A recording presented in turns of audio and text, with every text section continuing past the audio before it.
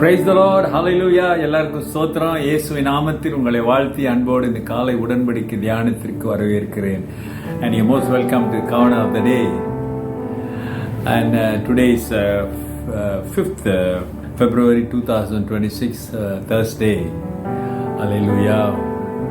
அழைத்தவர் உண்மை உள்ளவர். நீங்களும் நானும் அந்த அழைப்புக்கு உண்மையாக இருக்க வேண்டும். Though called us is faithful and we are called to be a faithful. Okay, ஆண்டவர் கடைசி நாட்களிலே ஜாக்கிரதையாயிருங்கள், உங்களை துன்புறுத்துவாங்க, நீங்கள் சாட்சிகளாக நிற்பீங்க எல்லாம் சொல்லிட்டு இன்னொரு காரியத்தை சொல்லுகிறார். பார்ப்போம். அது Mark 13:10. மார்க் 13ஆம் அதிகாரம் 10வது வசனம். நேற்று 9 பார்த்தேன், நீங்கள் 10 பார்க்குறோம். சரிங்களா? verse 10.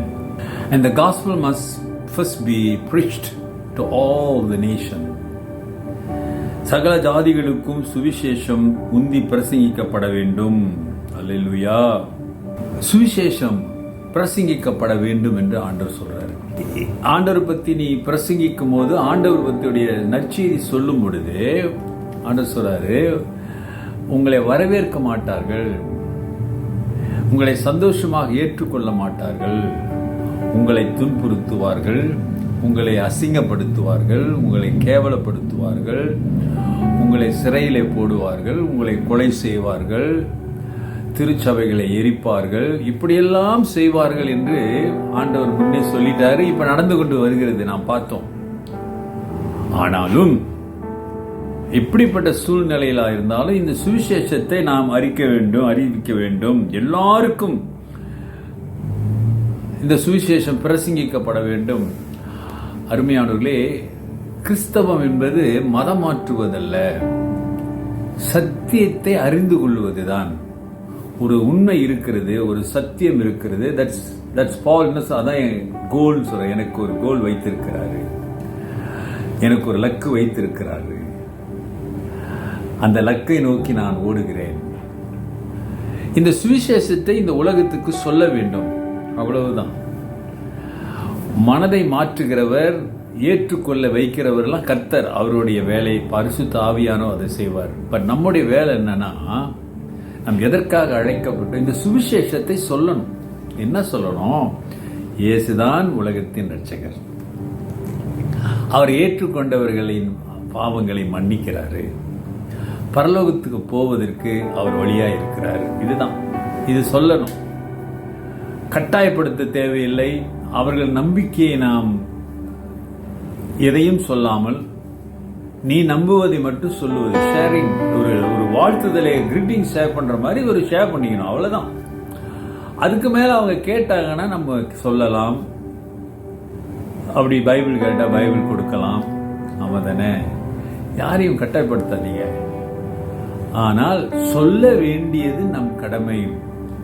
ஆண்டவர் வருகை போது ஒருவனாவது ஆண்டவர் முன்பதாக நின்று எனக்கு தெரியாதுன்னு சொல்லக்கூடாதான். அதனாலதான் ஆண்டவர் காத்து கொண்டிருக்கிறார். அவர் தாமதிப்பதுக்கு காரணம், எல்லாரும் இந்த சுவிசேஷத்தை கேட்டு இருக்க வேண்டும்.